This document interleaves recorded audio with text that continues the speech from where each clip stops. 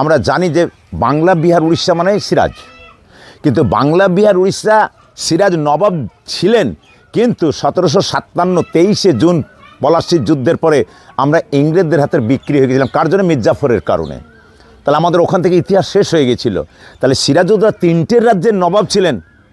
তাহলে এইখানে আমি এখন যা কিছু দেখছি, আগে সিরাজকে বলতে আর কিছু পাচ্ছি না, যা কিছু ধূলিসাৎ। আপাতত আমি 3টে জিনিস এখানে এখন সিরাজের বর্তমান দেখতে পাবো।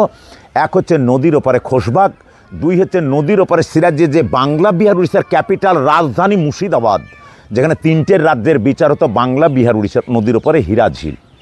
আর 3 নম্বর এখানে দাঁড়িয়েছি সিরাজের তৈরি করা মদিনা।